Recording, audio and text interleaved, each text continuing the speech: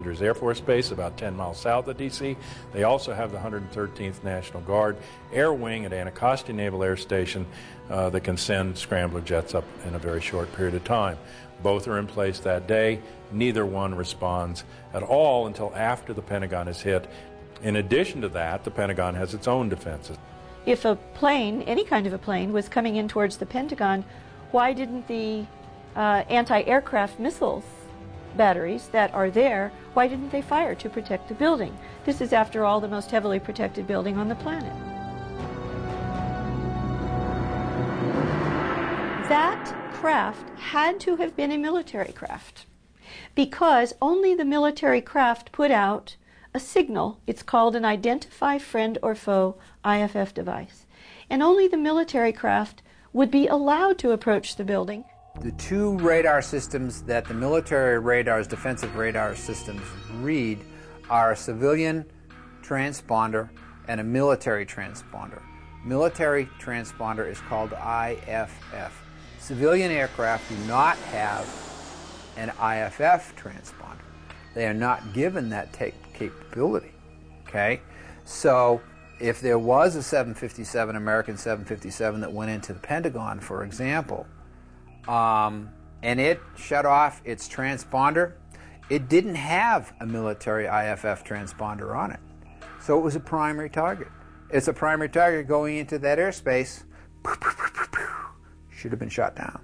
What I'm describing to you is a breakdown in standard operating procedure by FAA, NORAD, P-56, and the Pentagon, all on the same day, in the middle of, after 9/05, what was known nationally to be a terrorist attack. And it makes no sense. Nobody goes in there. This is, after all, the most heavily protected building on the planet. It just doesn't make any sense at all. The Pentagon symbolizes our military power in the world. And they had hit it. And to this day, nobody knows what they hit it with, whether it was an airplane or whether it was a missile. And our government will never tell us. So we just wait for the French to explain it. What hit it? What's going on? There is nobody anywhere at any point in this entire investigation that has said that is positively American 77. They suppose it, they presume it, they assume it, they say this is what we think it is. The controller, Danielle O'Brien, who saw the unidentified blip coming in from the west at a high rate of speed, had no way of knowing what it was, because the primary was a primary return only. The secondary radar, the transponder, was turned off. In order to identify a primary radar target, you have to have two-way communications between the pilot and the air traffic controller, and the pilot has to report over a certain geographical location, or you have to be able to tell the pilot in the airplane to make a series of turns. And then the radar controller can look at all of the primary targets on his or her radar scope and say, there's an aircraft, or there's a target that just executed the turns I told. Now I can positively identify the aircraft. That never occurred. It's huge.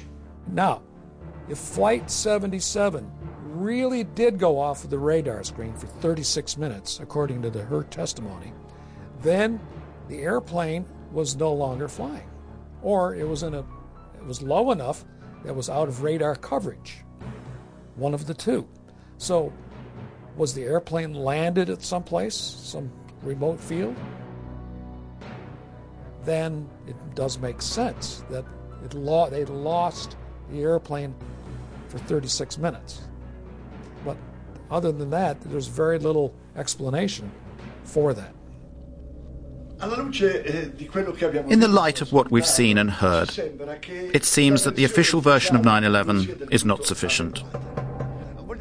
We want the facts to be explained to us, and above all, we want them to be properly investigated. Basically, we want someone to finally tell us the truth. The United States government spends $892 billion per year to defend its citizens and its territory. It is the best protected country in the world, as President Bush has said. Nevertheless, on the 11th of September, the heart of America was attacked from the sky, and 3,000 helpless American citizens were killed in their own cities. If I had been sitting on that committee, a congressional committee examining 9/11, the one question that they could not get the Air Force to answer correctly, NORAD, was why the fighter planes did not go up automatically when the first planes were found to be hijacked. Anytime an airliner goes off course, or loses radio communication, or loses its transponder signal, anytime any one of those three things happen, the aircraft is supposed to be intercepted. On 9/11, all three of those things happened, and still there was no intercept. Those planes flew around for from 20 minutes to an hour and a half without ever being intercepted. We have direct contacts with our air defense colleagues by means of direct connections that are controlled by this touchscreen apparatus. By pressing just one key here, the call is sent, to which the operator of the defense, in this case, answers directly. In the time it takes to answer the telephone call, around 2 to 3 seconds, the information can be already exchanged.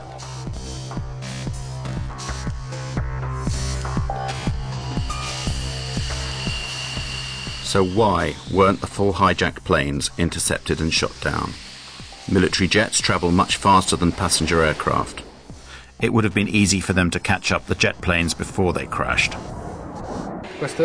This airplane can reach a maximum speed of Mach 2.05. This means it exceeds twice the sound barrier. This is approximately 2,400 kilometers per hour.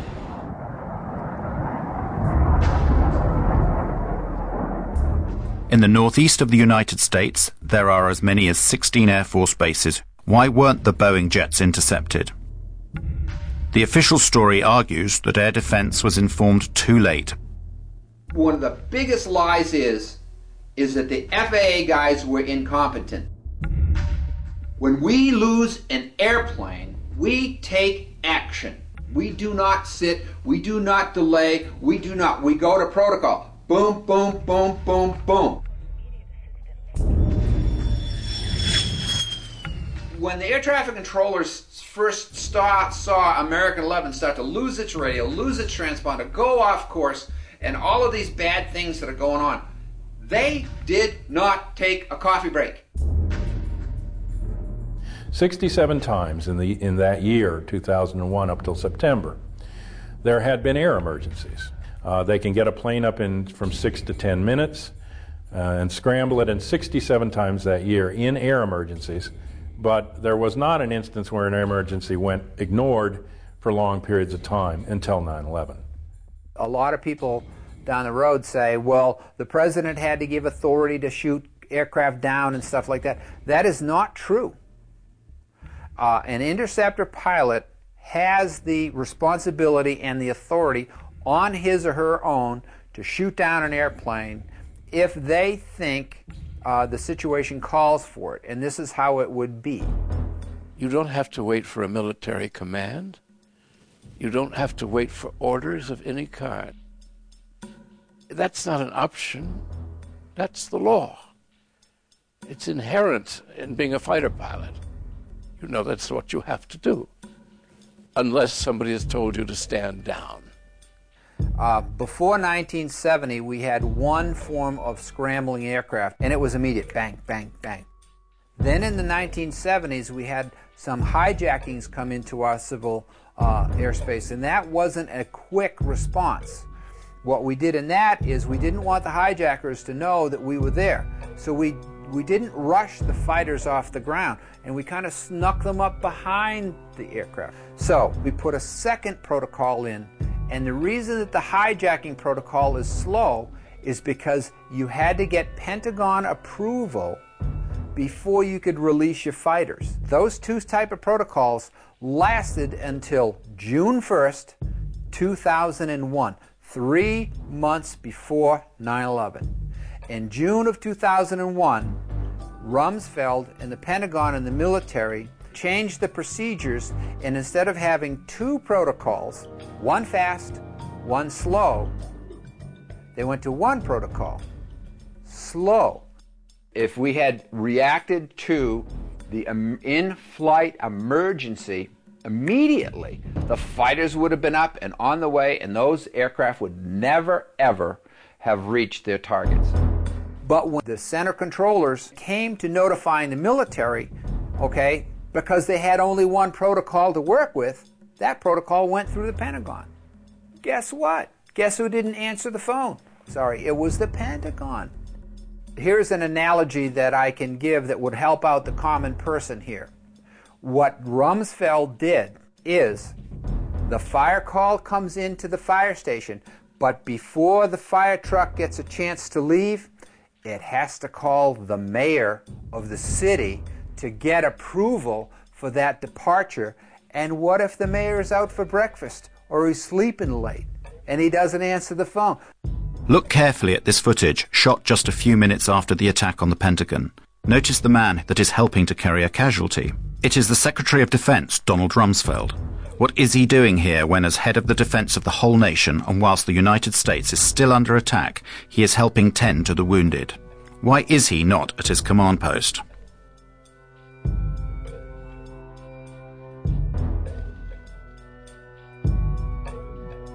The phone calls went to the Pentagon.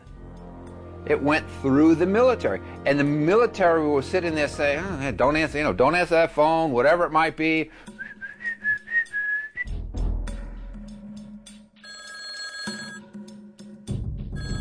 Now, how would you like your fire department to sit there and say, "Well, I'm sorry, we can't come and put your house out and save your lives because the mayor didn't say so"? And on 9/12, they changed the protocols again back to the first protocol, which was the fast scrambles, and that's what it is today. So the way that Rumsfeld's Pentagon managed this whole thing is they switched gears, okay? They switched out of having two fast and slow into slow, okay? And then they said, oh, we're bad, 9/12, let's go fast again. When the United States was attacked without warning at Pearl Harbor, after 8 inquiries, General Walter Short, commander of the Army for the Defense of Hawaii, and Admiral Husband Kimmel, commander-in-chief of the Pacific Fleet, were both charged with negligence and summarily dismissed. But after the 9/11 catastrophe, nobody, neither the Secretary of Defense Rumsfeld, nor the head of civil aviation, nor that of air defense, was either punished or removed from office. On September 10th, Brigadier General W. Montague Winfield asked Junior Officer Captain Charles Leidig to temporarily replace him as Director of Operations at the Pentagon Command Center from 8:30 a.m. on September 11th. Later that day, after Flight 93 was reported crashed, Winfield resumed control.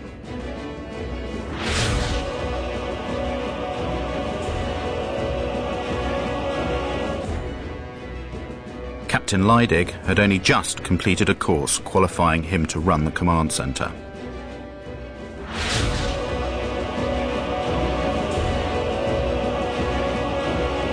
On September the 11th, Brigadier General David F. Worley Jr.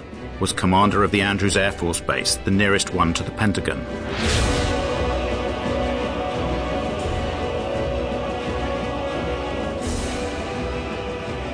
On September the 11th, Richard B. Myers, Vice Chairman of the Joint Chiefs of Staff, in the absence of Chairman Shelton, was the temporary head of all U.S. Armed Forces.